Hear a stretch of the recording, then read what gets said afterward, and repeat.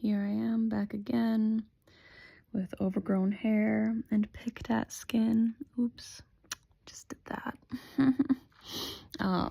It's been a stressful stretch of work, so I am showing the consequence of stress on my face a little bit. Also, I don't know why my camera can't figure out how to just calm its shit.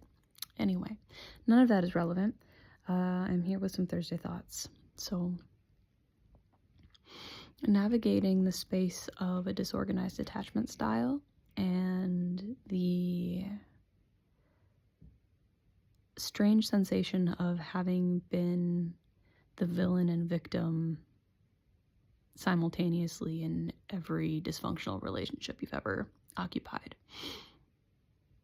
So part of the problem that's so frustrating about this whole situation is that it's really common for extremely, I don't want to say passive people, I say people who embody very passive, placating roles in relationships. They love to villainize the other party. Be like, well, they did this and this and that, blah, blah, blah. They're the bad guy because I'm so nice.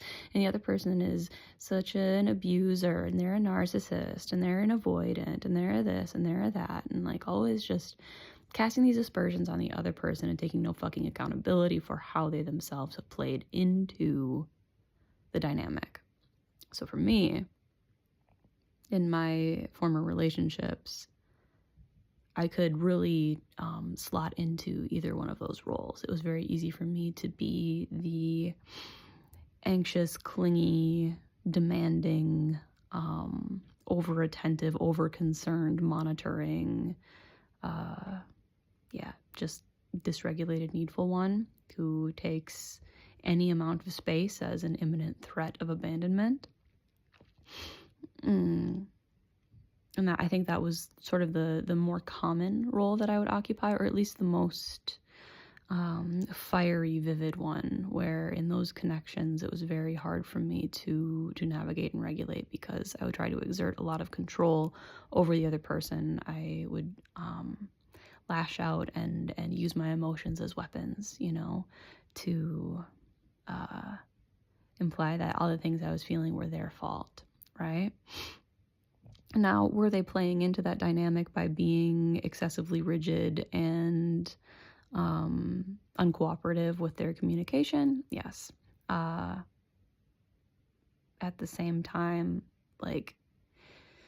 that's the problem, right? In relation, we make choices. We make choices to engage in these dynamics to whatever degree that we're engaging with them. So the other person would feel disgusted by my behavior, rightfully so, but then they would still entertain my attention, and I would feel really chaotic and fearful and just unwell until I was able to resolve the emotion through the other person's attention. When the work that I needed to be doing was figuring out how to just baseline feel at peace within myself and redirect my attention and navigate feelings of stress and uncertainty and fear and play the and then what happens game, right? That's one that I got from a therapist years ago. It's like I'd catastrophize, I'd worry, I'd be like, well, what if this, what if that, what if the other thing? I'd just live in my fearful hypotheticals. And so my therapist gave me the tool saying, okay, all right, and then what happens? Well, then this. All right, and then what happens? Well, then this. And then what happens? Well, probably this. And then what happens? And this, and this, and this. And eventually you're just back to baseline, and your baseline is better because you have more skills now, because you have been forced into a position where you need to care for yourself, where you need to navigate your own chaotic emotional space. But I also have been the more distant person in relation. I've also been the person who's really disgusted by someone's emotional volatility and just over the top, weird, really egoic responses to what I perceive as very normal behavior in myself. And it comes down very much to skillfulness and an ability to recognize, what am I feeling? Where's my nervous system? What kind of space do I need to take for myself to navigate that? God, the overgrowth of my hair is bothering me so much. But yeah, there's a way, there's like a snaky way of always trying to maintain this foot of like moral superiority that comes from, well, I can't say like always, but often comes from a place of making mistakes isn't safe. So if you're afraid of being punished or being deemed defective, if you think that causing harm makes you irredeemable, you're going to find every way of trying to like slither your way around actually taking accountability for the harm that you've caused. Because acknowledging the harm means like, I did something bad and that means I'm bad and I can't live life thinking I'm bad. So, people would, and it would be frustrating, right? Because a lot of people like to hold on to their resentments for months and then just unload them all in one giant torrent when it's much too late for you to do anything about the actual incident that caused the harm. So it's just been able to snowball into this massive fucking thing when the initial slight was tiny, but it wasn't brought to your attention in a timely manner. So you forgot the incident even happened. But the other person is like, yeah, and then you did this and you did this and then that was really hurtful for me. And like, motherfucker, why didn't you say anything like in any of the 3 months until now? Why are you bringing this up now when I'm coming to you with a concern that I have in a timely manner? Whatever. There's ice falling off my house. But, where was I going with any of that? I'm so all over the place. Apologies for the lack of coherence. Many strands of thought. But, yeah, one of the primary skills is being able to make space in yourself for acknowledging that in the narrow window of our own acculturation and habits and the experiences that we've had and what we know and what has been fostered in us, we can cause harm. We can hurt feelings. We can engage in abusive patterns because we don't really know better. And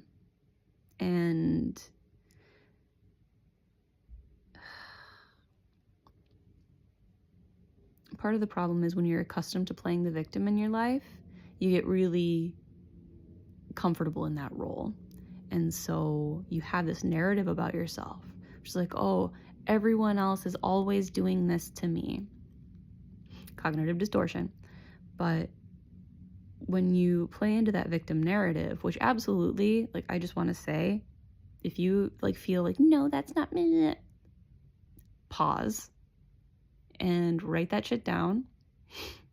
Put a date over it in your little notebook, because someday you will acknowledge that as the truth and come back and be like, oh shit, I probably, like, life would have been a lot easier if I had just acknowledged that pattern in myself sooner. You can acknowledge it whenever the fuck is right for you, but if you tell stories about how, oh, I'm just unlucky and everyone always takes advantage of me and I'm just so nice and blah, blah, blah, blah, blah.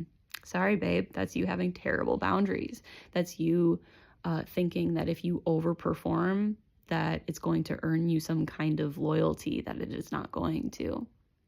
So you need to figure out ways to take care of yourself better and find value in yourself and not look for it in the reflection in other people. Yeah. But when you're accustomed to being victimized in life and be like, and you know, it's like your parents treat you in a certain way and you're cast in this particular role in your family of origin and these things happen to you in school and all this stuff, and it seems all the evidence seems to point out like, hey, I'm always in this role and I'm the one who's mistreated and I'm the one who gets shit on and blah, blah, blah, blah. I can't possibly cause harm. I can't be the bad guy because I'm the good guy. I'm the helpless little baby victim and things are just always happening to me. I don't know how that happens. No, you're fucking inviting it.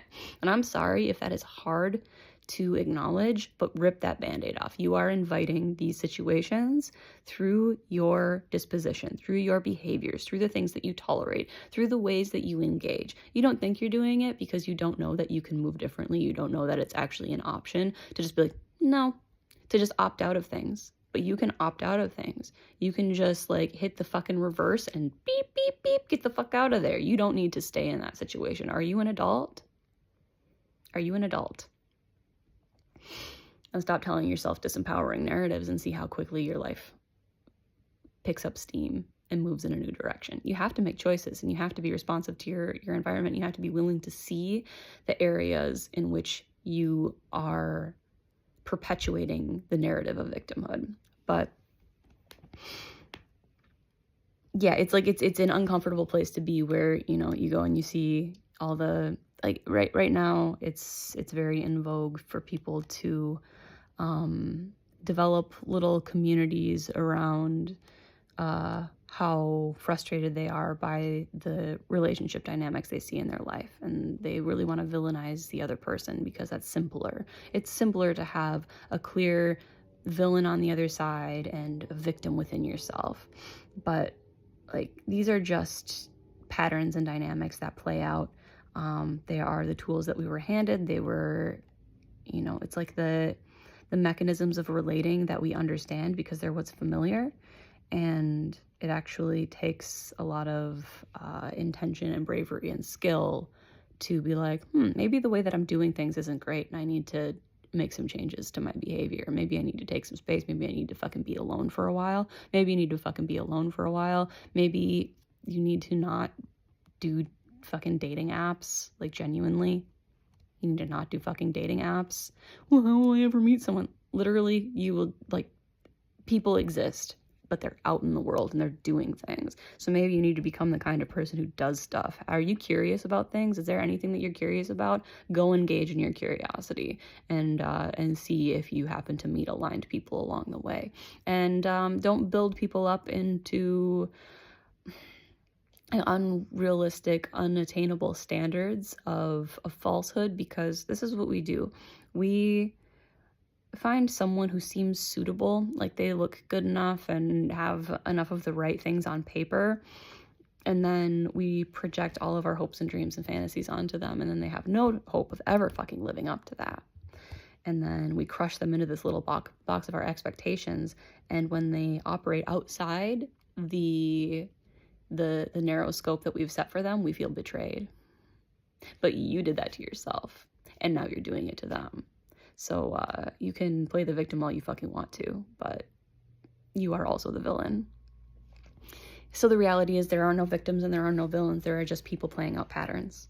That's it. It's just patterns. It is just patterns. And if you develop your pattern recognition skill and you're able to see the energy dynamics at play, it's like, oh, what's happening here? What is this feeling? What does it feel like in my fucking body? And you stop drinking alcohol and you stop, eating sugar, and like, but I'm just saying, like, stop scrolling and stop the addictive behaviors.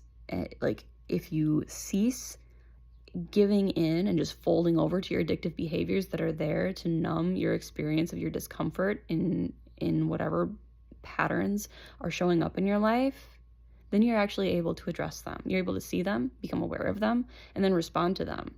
And little by little, you chisel away at them, you change your behavior, you widen your capacity.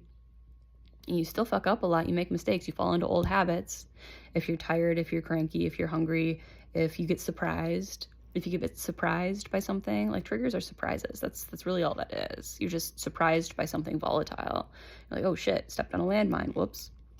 You have to figure out how to forgive yourself and offer yourself grace, but not just hand wave, right? There's a difference between forgiveness and grace. And like opening that up and learning about it and being like, I commit to not making the same mistake again. I may make a similar mistake because I won't recognize the context right away. But like, this exact one, I understand it's demystified and it's not going to happen again. But you have to be willing to acknowledge the fact that you are capable of causing harm, and that will be uncomfortable. It will be uncomfortable and it will be painful. Why? Because you have this idea of what it means to cause harm, because you have made villains out of everyone in your life that has caused you harm. And if they are villains, then you must be a villain if you cause harm. But if you're not a villain, then you can't have caused harm. No, this is not how this works. The reality is all the people that you have cast as villains are just fucking people. They are just fucking people operating through the patterns that they understand and are familiar, and they are just as unconscious as you are. So raise your consciousness, raise your level of awareness, and see that you will not find these kinds of relational patterns again, because you will not engage in them, because they will not be intriguing to you. You won't want to be in fuckboy square with it's just, you have to undertake that work within yourself. You have to be willing to see the truth of your behavior and how you 100% are playing into these patterns. That is your responsibility. That is your invitation for growth. So are you going to pursue it, or are you going to be like, nah, that sounds like too much work. That sounds uncomfortable. I'm just going to continue engaging in these miserable relational dynamics. Be like, hey, why am I always attracting narcissists? Why do you think? Why do you think? So, hi, bye. I love you. I say this with love, I promise.